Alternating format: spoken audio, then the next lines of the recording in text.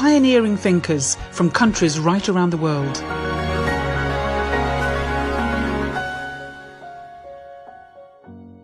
Hello, Om Shanti, and a very warm welcome to today's masterclass, one of 21 masterclasses in new consciousness, new ways of thinking, being and doing in today's rapidly changing world.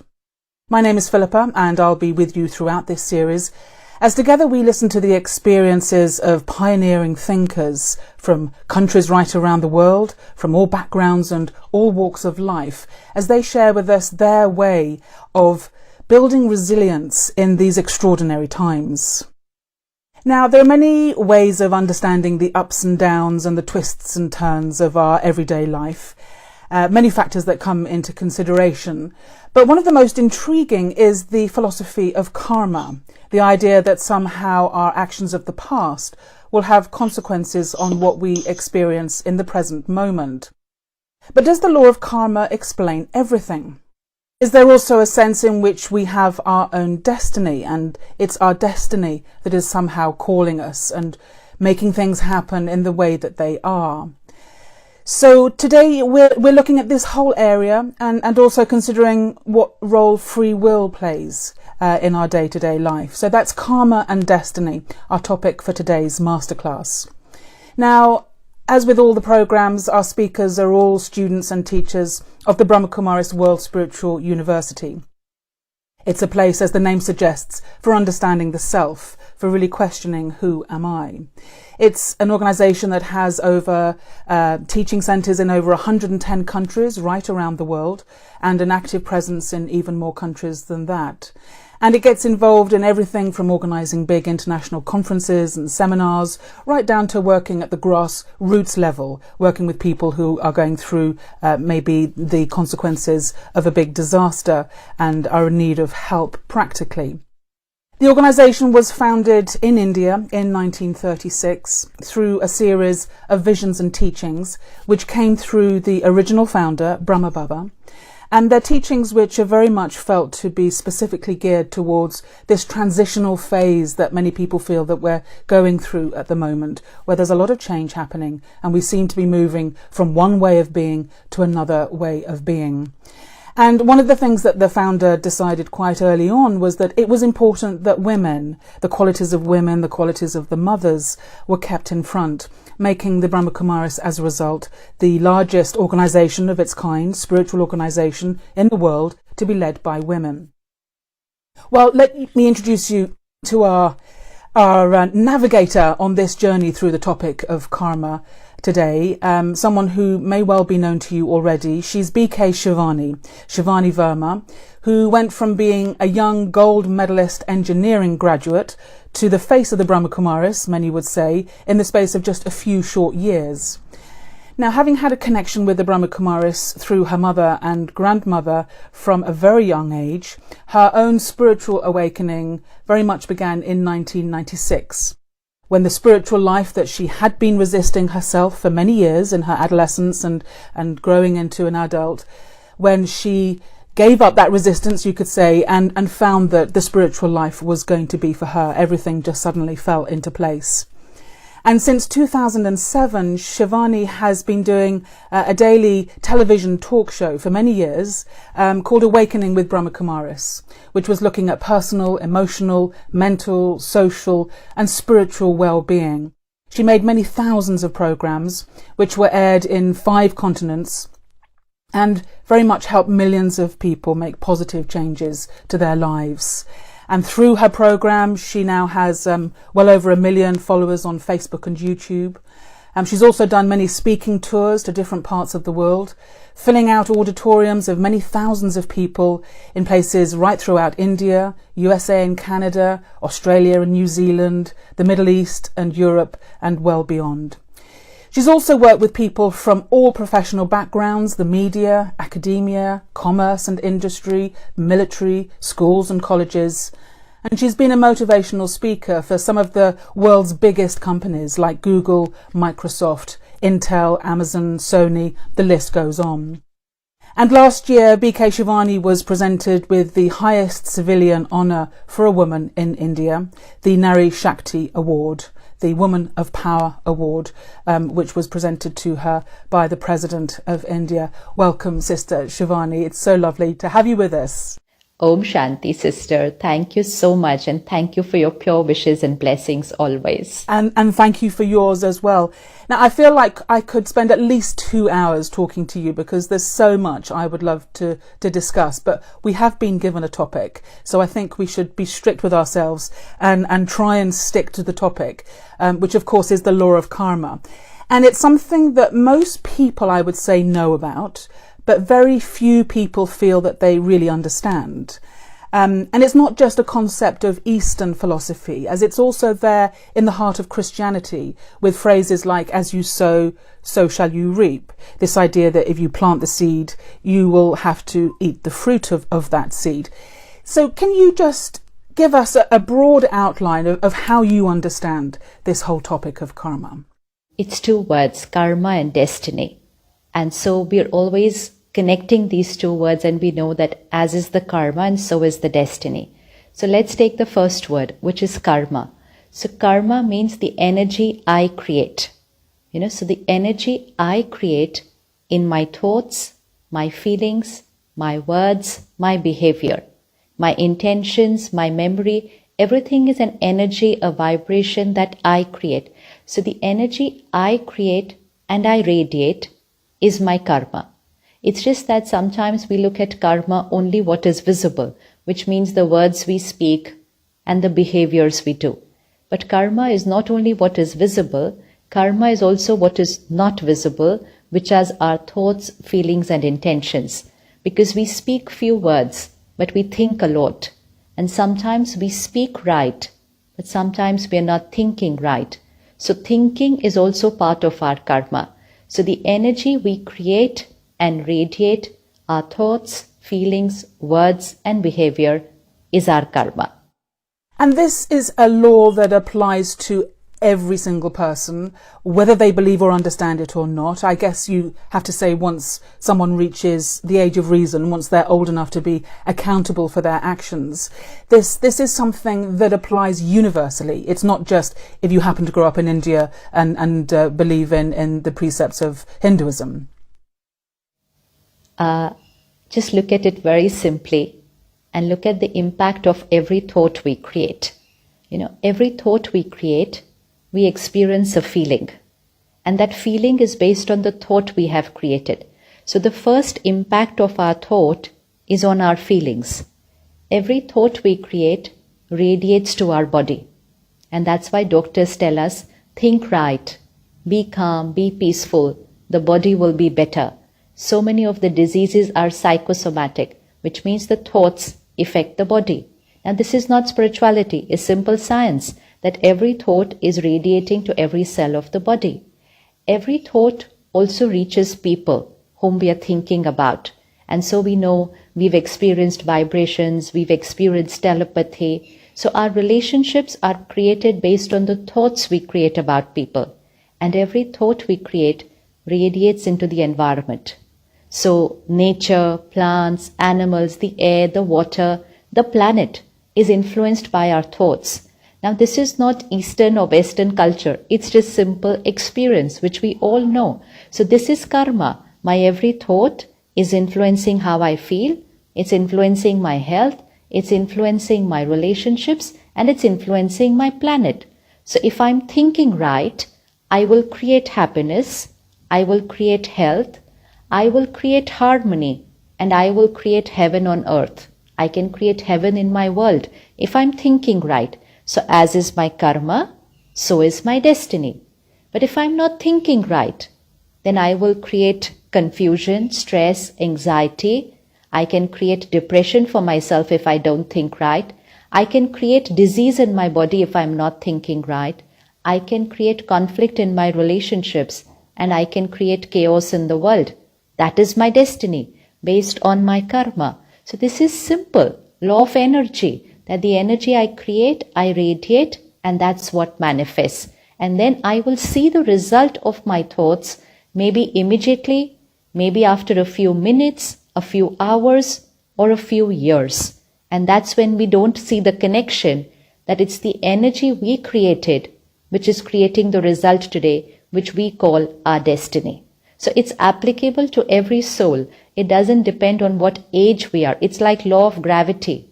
Whether we know it or we don't know it, law of gravity is always working. Similarly, whether we are aware or unaware, law of karma is always working. And which means the energy we create is having an impact. It will have a consequence. Even if we look at it as a simple word, every energy we create has a consequence.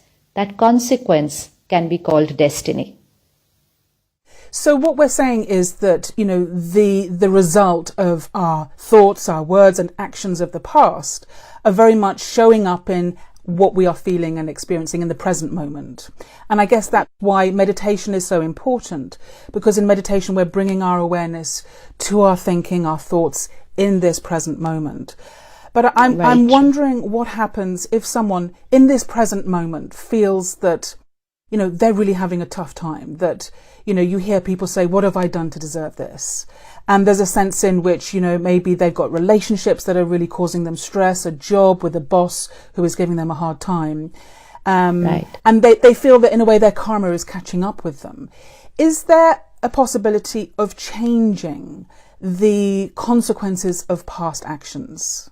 In other words, can we change our karma and thereby change our future? Okay, let's look at it in a simple direction. The energy we create and we radiate, which means the energy which is flowing out from me is my karma. So just to take it as a physical so that it's easier to understand, I'll hold a ball in my hand and I'll throw it at the wall in front of me. So this ball which I throw is my karma, which means the energy I let out. It's going to hit that wall and the ball is going to return. That ball, when it returns, is the energy which is returning to me. That is my destiny. This ball can return immediately, after 5 minutes, after 5 years, sometimes after 50 years, sometimes after 200 years. But that ball which I throw out, it comes to me. Now, the karma is of the soul. So that's where the spiritual element comes in. Some things we just don't understand. Like we say, why did this happen to me? If I have not been thinking right, not taking care of my body, I understand if a disease manifests and I accept that I didn't take care and so there is this disease. But if a child is born with a disease, or if I have taken very good care and yet my body is not well, then it's a question mark. What did I do for this to happen to me? If I have not been nice to somebody and they're not nice to me, it's easy to accept. But if I've taken care of someone, trusted them, accepted them, been honest, been loyal, and then they betray me, cheat me, it's a question mark. Why did this happen to me? So that's when the spiritual element comes in, that karma is not of my body. Karma is my karma, karma of the soul. Because it's the soul who is thinking, feeling and creating that energy. So today I'm in this costume. Tomorrow, it's time for me to leave this costume, this body. I will take another costume. But the ball that I have thrown, which means the karma that I have created, it's already done. If that ball did not return this time, it will return when I am in another costume. And when that ball returns when I'm in another costume, I don't remember that I had thrown that ball. And that's when the question comes, why did this happen to me? Simple example, suppose I borrow a certain amount of money from you. I remember I've borrowed it from you. Next week we meet again. The dress you are wearing has changed. The dress I am wearing has changed. And you ask me to return the money. I have to return the money. It's my karma. I borrowed from you. I have to return. I cannot say, but I've changed my dress. Why should I return the money to you? It's not the dress which borrowed the money. I borrowed the money. Similarly, this body that we are wearing, it's a dress. Today, suppose I'm doing business with you. I cheat you. I betray you. You lose a lot of money. Your happiness, your health, your family gets affected. It's a result of my karma. I was wrong to you. Next 20, 30 years pass, you do not have a very nice life because of the karma I have done. And then I, the soul, leave the body. After having done this karma, I, the soul, leave the body, which means I throw this ball at you, which caused you unhappiness, disease, issues in your family, and I leave the body. Now I take a new body, which means a new dress. 20, 30, 40 years pass. And then I meet you somewhere in another relationship. I don't recognize you. You don't recognize me. But we are the same two souls. I am the one who had cheated you, and you were the one who had faced the consequences of my betrayal. And when we two of us come together in any relationship, that ball which I had thrown to you, that energy returns to me. But because I don't remember what I had done, the question arises, why did this person do this to me? What have I done to them for them to be so mean to me? I have done nothing to them because I don't remember what I have done in my past costume. So that's the only little element which we need to understand, which we will understand based on spiritual consciousness, which is I'm not this body. So karma is not confined to only when I am wearing this physical costume. Karma is my journey. Even when I'm changing my costume, my karma carries on with me. So what we're saying very much is that in order to properly understand the concept of karma, you have to also understand the concept of the soul, and that the soul has lived in a previous costume, and that possibly what you're experiencing now is the consequences of actions performed before this current experience in this body. And I suppose that can work two ways. It can also work in a positive way. And I just want to talk about your own experience in your life, because you graduated in engineering with a gold medalist.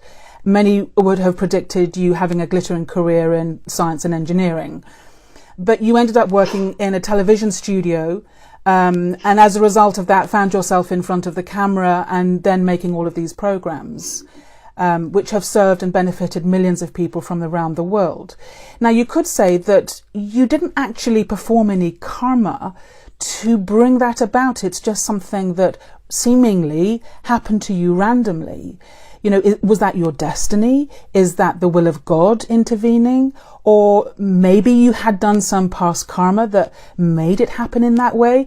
But it can be hard to understand things that happen like that, seemingly out of the blue, in the context of this philosophy of karma. How do you see that for your own personal journey? If we look at that flow of energy, I throw the ball out, karma. The ball returns to me, destiny.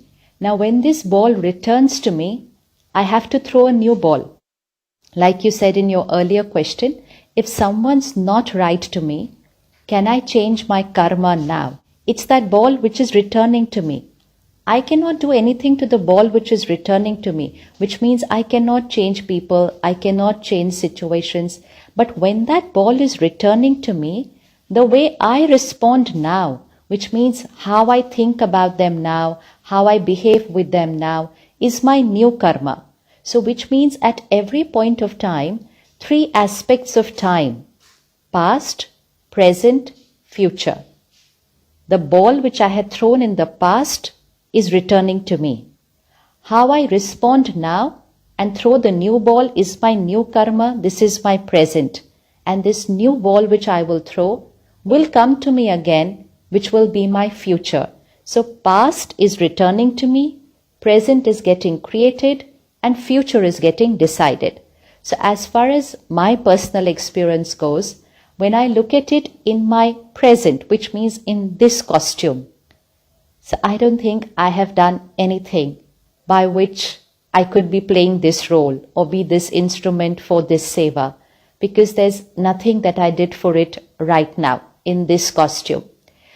But when it comes to me, all that I have to do is now be right, which means destiny has given this to me based on probably a past karma, because nothing can come to us in our destiny if it's not a part of our past karma, because law of karma is fair with everybody.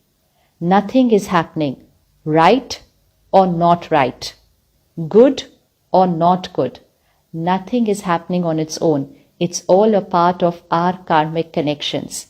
So when that destiny comes to us, how we respond, what karma we create now in the present, that will decide our destiny for tomorrow. So when this seva or this program started, it's my destiny. So destiny based on past karma, because I know that in my present costume, I've done nothing for it. But now when it comes to me, my responsibility in my present karma is to keep a surrendered intellect, keep a silent mind, and allow God's energy and God's knowledge to use me. So that's my present karma. So destiny, result of past karma, responsibility in my present karma, and now my present karma will create my future destiny. So that karmic connection is always going to go on. And that's why we say in Hindi, it's a very beautiful word, Trikaldarshi, which means three aspects of time. Past returning, present getting created, future getting decided. At every moment, three aspects of time are working, past, present and future. I really like this idea of you throw the ball, which is your karma, and the ball comes back to you, which is your destiny. Because in a way, what that does is it reframes our experience of the world in the present moment. That whatever challenges we have coming up for us, whatever we feel that we're facing, if we go with this idea that you're putting forwards, what that means is that everything is perfectly tailored to me. And I might shake my fist at it and say, this, I never asked for this. This is his fault that I've got this happening. If only I had got the job rather than her, I would have had the car and the house or maybe the partner whatever it is, the situation I'm in is perfect for me. And that takes away any anxiety around, feeling frustrated with anything that's happening in my life. And that is quite a liberating thought. It also gives us the responsibility. Otherwise we blame destiny. We blame people for what's going on in our life. But when we understand the law of karma and we hold on to it always, we take responsibility for everything that is happening to us and responsibility for how we are going to respond to what is happening to us. And we will not blame God, people, or destiny for what is happening. And that's why the line is very beautiful. Everything is predestined. Even people, they say to each other, it's okay, everything was predestined. So what is the meaning of predestined? So predestined is a previously written destiny. But written by who? Written by me. It's just that I've forgotten that I've written it. So everything is predestined. So I have written this destiny for me, and so I have the power now to take it forward in the direction I want to take it. That's very important. If we blame other people, then even our present karma becomes of blame, anxiety, hurt, resentment, hatred, and so that karmic account gets even more complicated because it's not going to end here. This is our present energy of blame, hurt, hatred. So the present is again painful, and we've already written a future which is not a very happy one. So moral responsibility always, that it's for me now to throw the right ball now, however the ball may be which must be returning to me, which means whatever is happening to me in my life, the power still lies with the way I respond now to the situation, because the power will always be in the present karma. Past karma is powerful, destiny is powerful, but the present karma is more powerful than the return of the past karma. So always we need to hold on to the present karma. I want to ask you about the role of intuition and premonition and having a sense of your destiny. Because you were taken to the Brahma Kumaris Center, I think at the age of 5 by your grandmother. And you had a powerful experience and you recognized something that you saw that really resonated for you. And although you went off and did your own thing for a while, it then came back into your life at a later date. And I've had similar experiences in my life where you almost have a sense of what is coming up for you next. You can feel it. And I wonder, is that your predestiny speaking to you from the future? Or is that your intuition that is somehow able to interpret your karma in a way that tells you what might be coming up for you? How do you understand intuition, premonition? See, once we understand the soul and that the karma is all recorded on the soul. So when I went to the center for the first time as a child of 4 and 5, children remember their past birth, which means they wouldn't have complete clarity about what it was, but they will have that faded memory of their past because they're still children. Till the age of 5, 6, a child still remembers their past. As they grow up, the present overrides and they start forgetting the past. It's like even in our present life, no? We remember what happened yesterday, we remember what happened last year, but we've forgotten what happened 15 years back or 20 years back.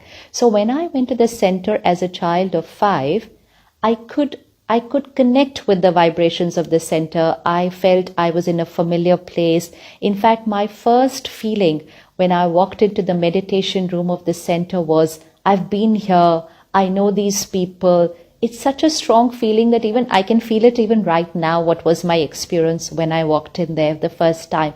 And I thought, I know all of them. And I felt I was in my comfort zone. I was where I belonged. So that was my feeling in those initial years. But then because it did not continue as a sustained practice of going there daily, so this is where the present karma role plays. Had I continued or had I been nurtured as a child to continue going to the center, my present karma would have been different. But my present karma was I got disconnected. Then I forgot about it. Then about 18, 20 years again, no connection, never gone to the center. And then after 20 years, I went to the center again. But now when I went to the center, I did not experience that kind of a connect because I had layers and layers of karma of my 20 years of the present now. Then it took me some time. I felt I didn't need it. I felt I didn't need spirituality. I don't need meditation. I'm very happy in my life. So I had that initial resistance when I went there at the age of 24, 25. So it took some time. But because my parents were going there and my mummy would meditate at home, then again those vibrations, those words, that way of living came back into the family. And somewhere that vibration just cleaned off what was written in the last 20 years. It just cleaned that layer and I felt connected again, just instantly after some time. It just happened one day. Okay, I want to try this out. And the journey began again. So it's so subtle the way everything is recorded on the soul. Why sometimes do we feel, okay, I thought this was going to happen and this has happened? It's because we've already written it in our destiny.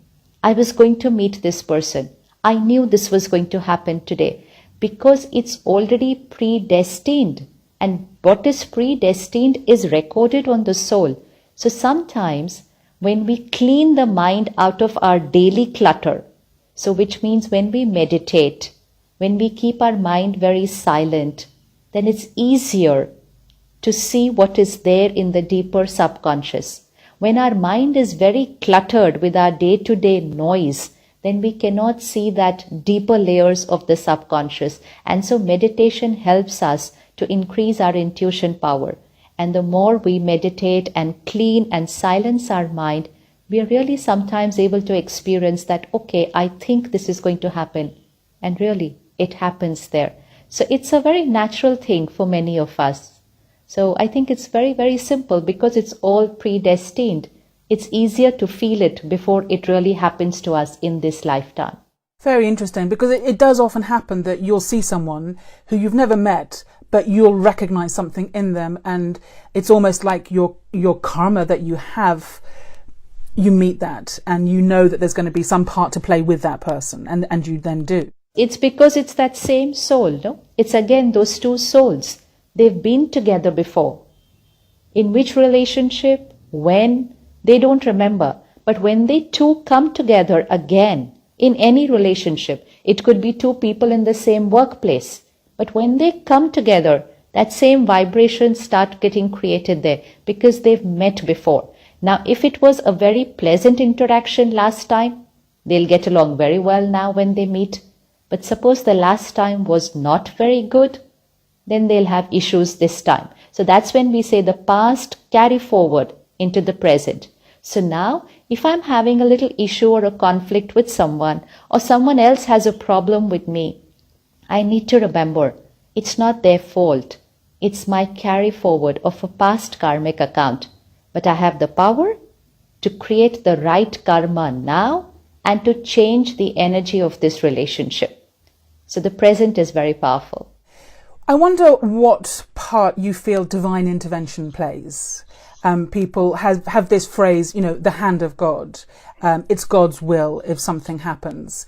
People do sometimes feel that there is an aspect to what they're experiencing, to what is happening to them, that comes from beyond, that comes from a divine intelligence.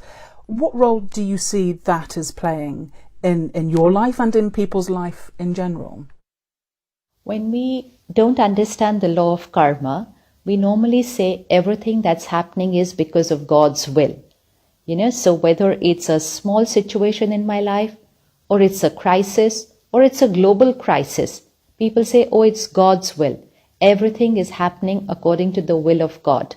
But if we had to just pause and reflect, there's so much happening in the world today. Disease, untimely death, epidemic, disaster. Is this going to happen because of God's will? Would God want this to be there in our destiny? So if God was writing our destiny, then two things would be very natural. One, our destiny would be perfect because God is writing our destiny. And second, our destinies would be equal. God cannot write more for you, less for me. That's not fair. God cannot do that. It's like a parent with two children. The parent will be fair to both, and the parent will give the perfect to both. So if God was writing our destiny, destinies would be perfect and destinies would be equal. Today our destinies are not perfect. Most of the things are good, but some things are not our way, and our destinies are not equal. So because karma is not always perfect, and our karmas are not the same, so our destinies are not all perfect, and our destinies are not equal. So one, we should not blame God for our destiny. So we cannot say everything is happening according to God's will. But divine intervention is different from God's will. God's will means everything is happening according to God's will.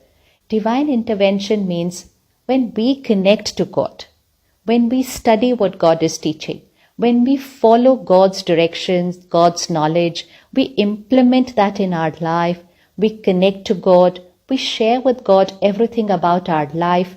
It's a very personal relationship. So it's a relationship with the divine.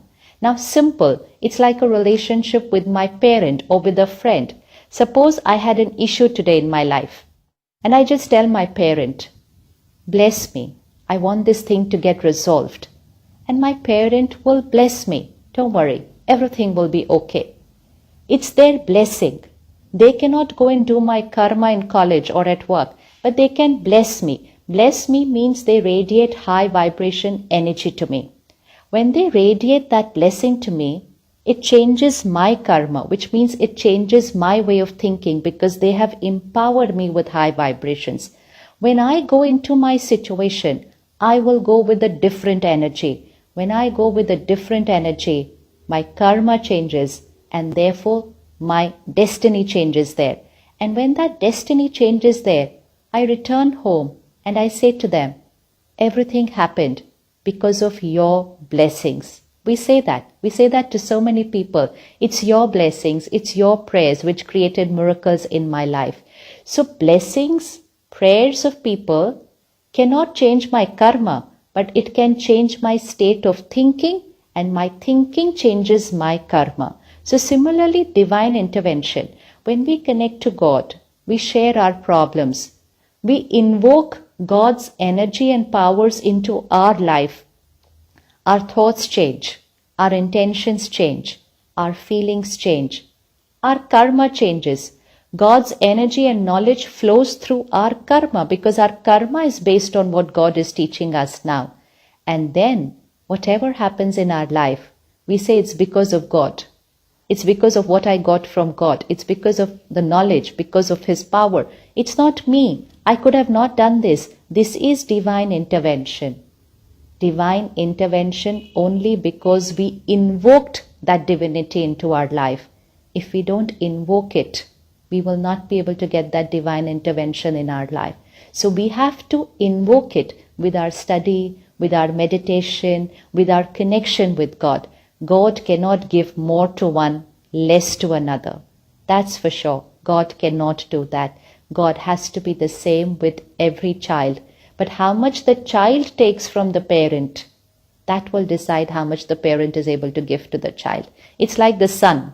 The sun gives the same energy to everyone.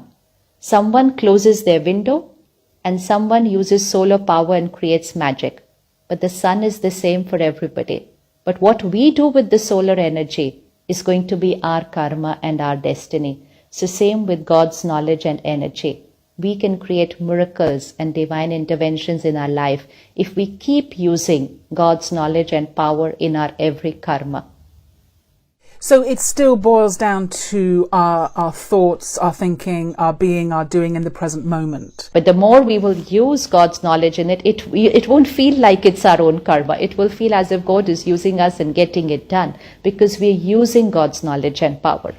But it's us. It'll still have to be us. We still have to have the thought to connect to that higher energy. Yes. So it is still coming from us in that sense. Even if it's simply just a pure intention.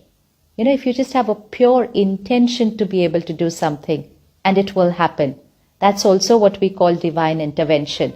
But for that divine intervention, we had to have that pure intention to make it happen. So that intention is also our karma. So we're kind of wandering into the territory of practical steps that we can take to change our situation that we find ourselves in now. And we've just laid out very clearly a very powerful step we can do, which is to take the thought, have the decision to connect to that higher vibration and energy and draw that down to illuminate and give us energy and strength to do whatever it is that we're doing. What are the other things that we can do practically in our day-to-day life that we can really begin to see having beneficial effects on our karma, on our current situation, and thereby change, in a way, our destiny? What can we do day to day? When we understand this law, that as is my karma, so is my destiny, we understand that we have the power to create a destiny of our choice, but the power lies in our karma. So now the responsibility is to create elevated karmas, which means my every thought, feeling, word, behavior will need to be accurate. But for that to be accurate, I will need to create the right intentions, thoughts. For that, I need the knowledge, what is right karma, what is not. And second, I need to be able to implement the knowledge which I have. Simple knowledge. Everyone knows they should not get angry. And yet we react.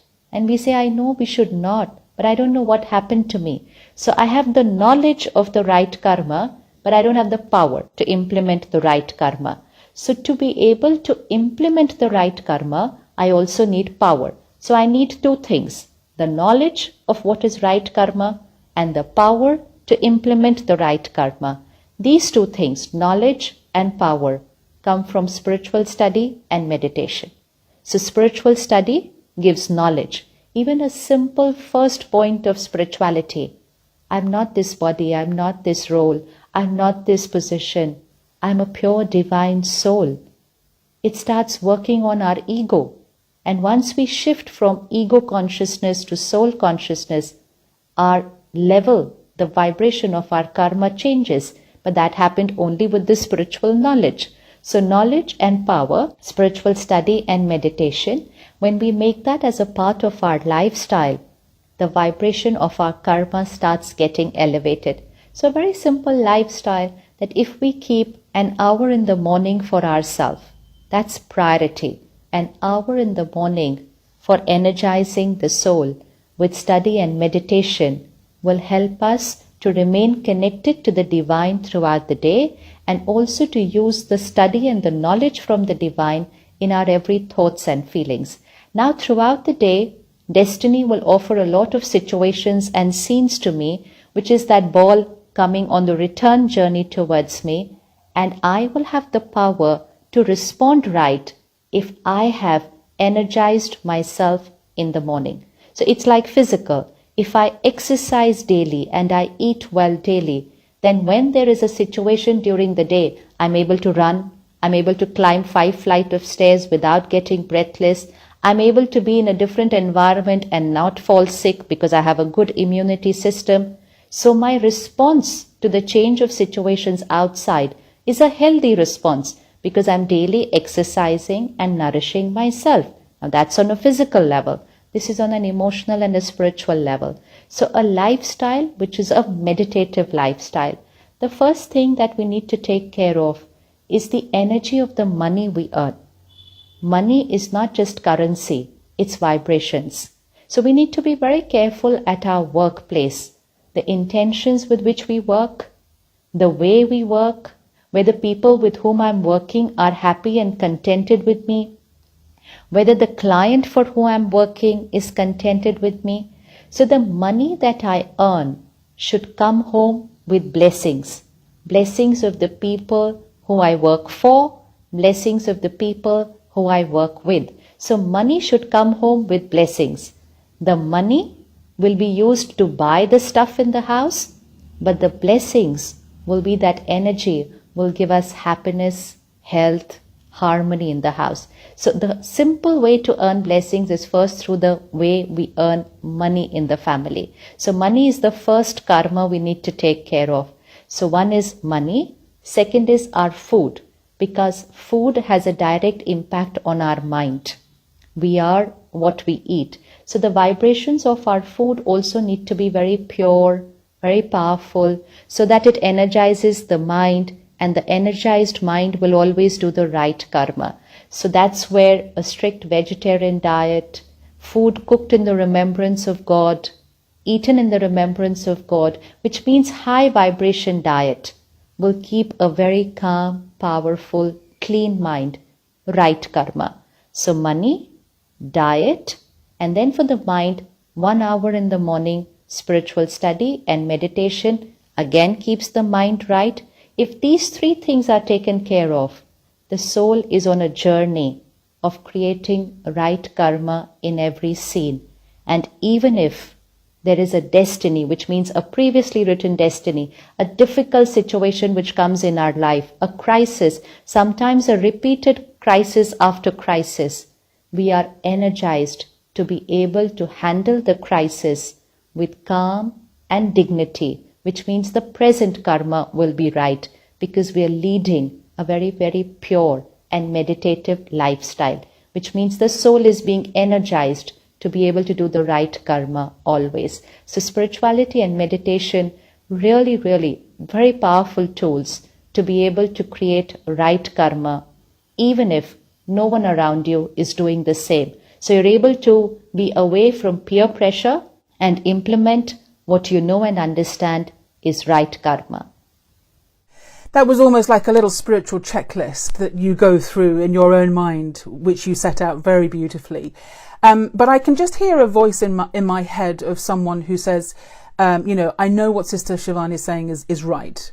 My conscience bites me. We say the conscience bites if I do something wrong, and I recognize that Shivani is speaking truth. But I'm just someone who lacks self-discipline. I know what I should do, but I can't do it.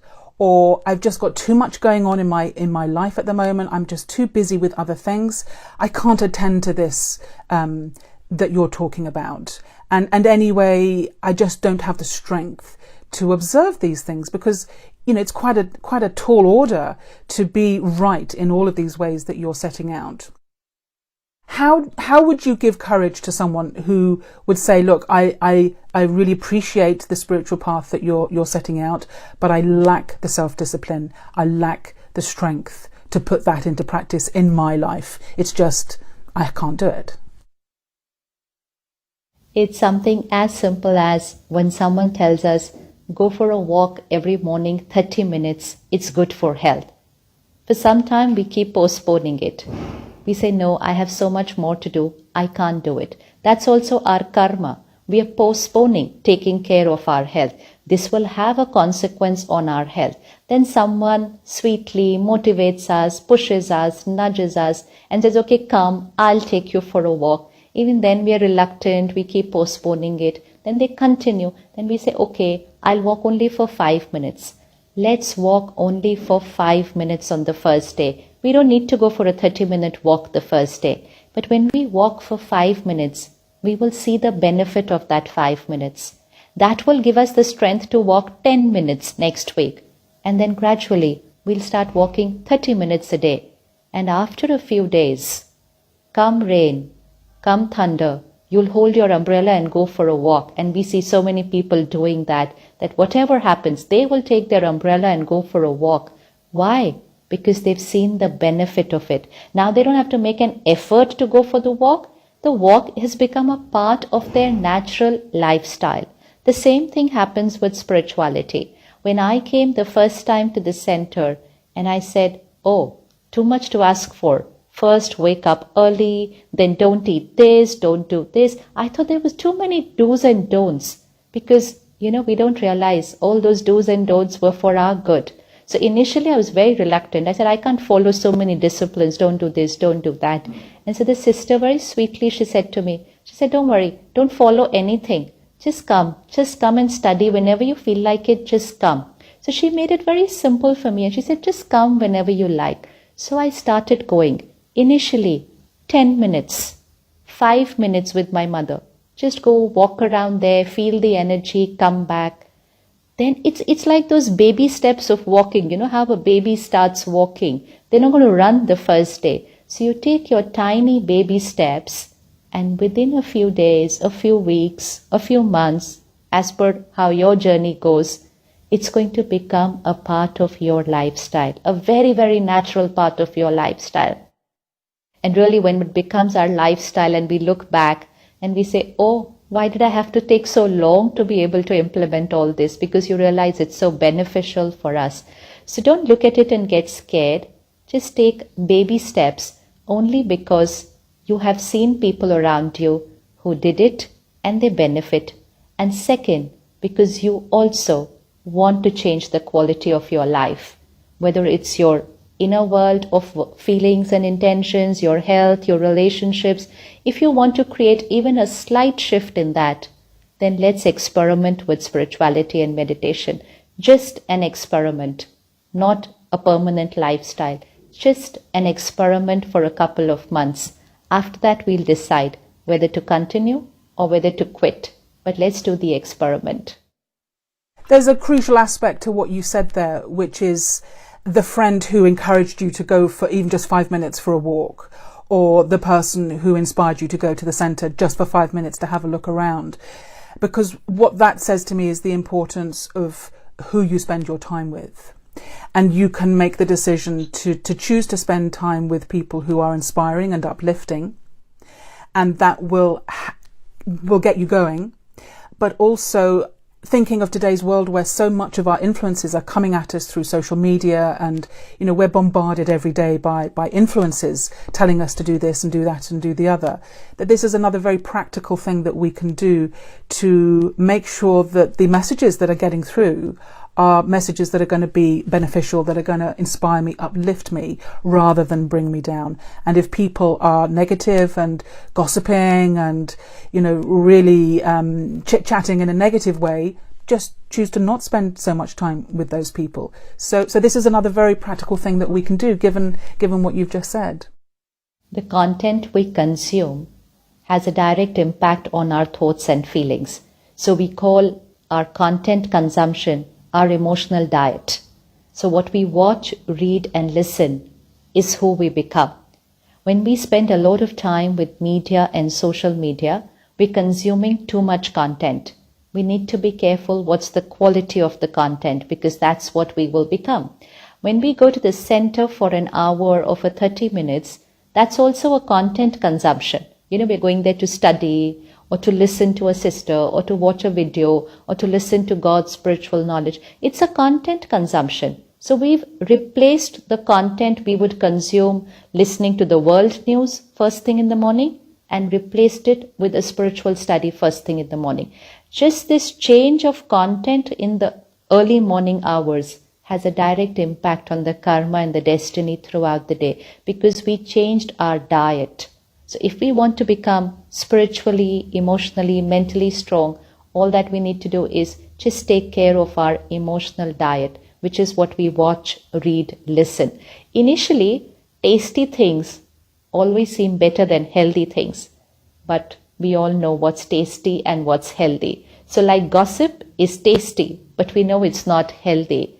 Listening to a spiritual video, sometimes, people write to me on social media, please don't post 20-minute videos, please make it short, just 2-3 minutes. So when it comes to something pure and positive, people want 2-3 minutes. If it's listening to gossip, they can choose to be 15-20 minutes. But it's a choice. But even if we start listening to 5 minutes, gradually, one step at a time, it will start creating a shift inside. But the initial stage of consuming that pure content, whether it's through media, whether you go to a center, whether you talk to a friend, that initial first karma, we will have to do that. It's like we will have to choose what we consume. So that's our karma. Destiny follows. It's absolutely brilliant. It all leads back to our thought in this present moment. And that is why the practice of meditation is so crucial, because that's where we're placing our attention. Now, I said that I needed a couple of hours, and I feel I could keep going for another hour. But I'm aware that we're talking about consuming content, and maybe it's time to now consume some positive emotional content in the form of actually practicing this experience that you're talking about, of really becoming present to the present moment, observing what influences are coming to me and how I can transform that to make decisions that will really bring positivity into my life and benefit me going forwards. Sure. So if we could just share with you some moments of meditation, that would just be beautiful. In our meditation today, let's choose one karmic account which we want to change, which means a karmic account with any one soul which we want to change. We want to change the energy that we have in that relationship. Meditation can be a very powerful tool for changing the quality of our energy with any one relationship. Let's do it now. So think of one person, and we're going to use God's power to radiate the right energy to that soul. So choose any one relationship which you want to change, or you want to strengthen, you want to make it stronger, or you want to make it even more beautiful than what it is right now. And you want to release the past. You want to release what's happened. You want to release the hurt that you're holding on to. So just choose any one relationship, and let's sit back.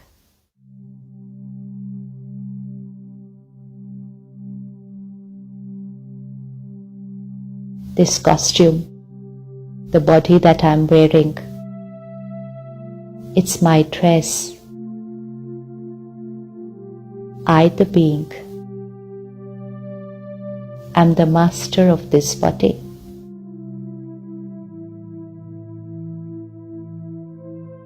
Conscient energy.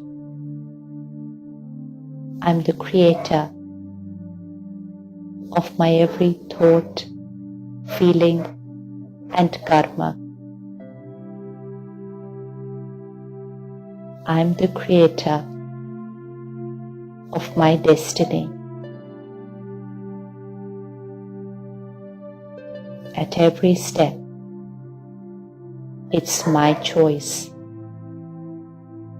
It's my responsibility.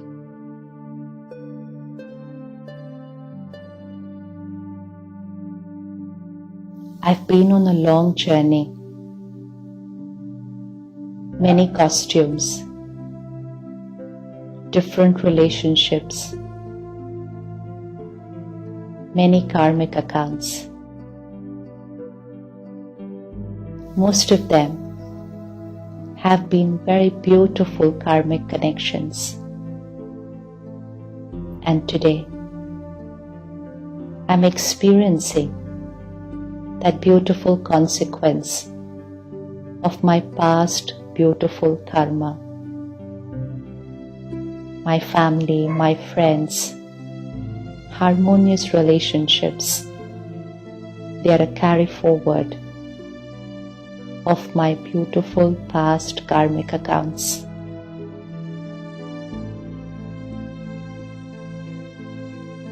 In one of them, I've made a mistake earlier, and today I'm going to change the energy of that relationship, because I have the power to change my karma and change my destiny.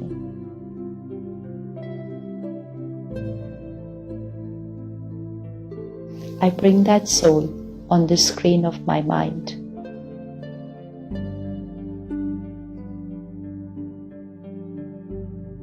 And I understand it's not their fault. It's our past karmic account. It was both of us. And it is both of us today again.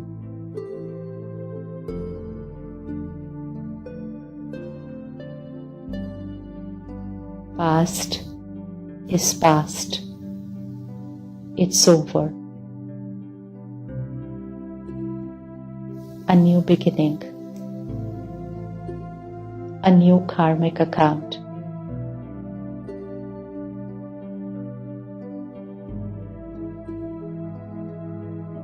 God's powers, God's love, God's blessings give me the strength to change my karma today.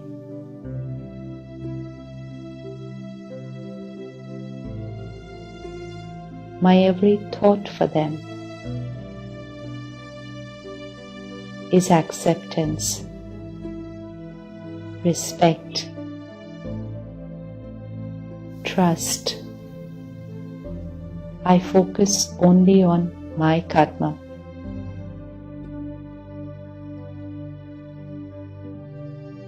It's a new beginning, a new karmic account.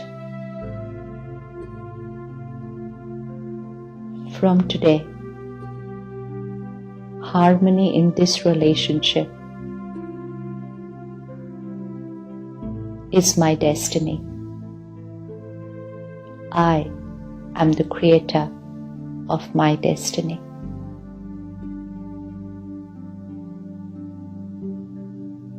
My every thought for them is pure. My every word for them is a blessing. Om Shanti.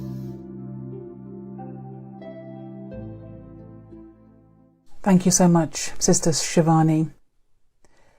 A very beautiful way to bring consciousness to our relationships and transform whatever we want into something positive and uplifting. You've given us so much inspiration to really use that determination and look at our karma, look at our way of being in the world. Thank you. Thank you. Om Shanti. And thank you to you as well for joining us from wherever you are. So much to take into our hearts and think about and apply in our daily lives. It'll really keep us thinking for a while to come yet. Join us again next time on Masterclasses. Until then, do take care, keep safe, keep well, keep happy. Om Shanti and goodbye.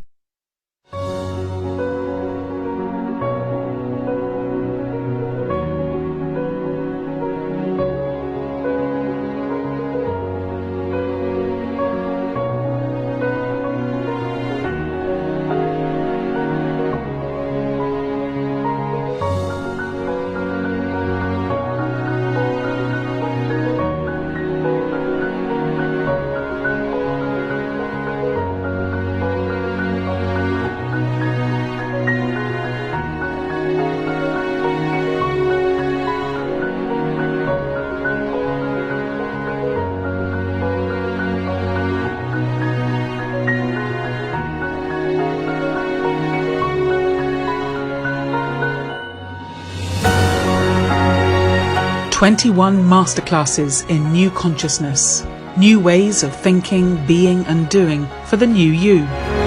Pioneering thinkers from countries right around the world.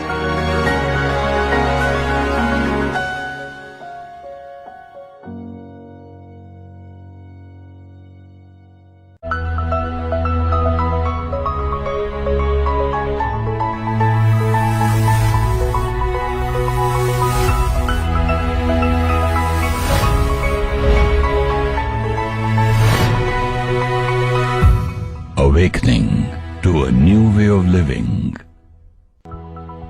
मुरली मंथन शाम 5 बजे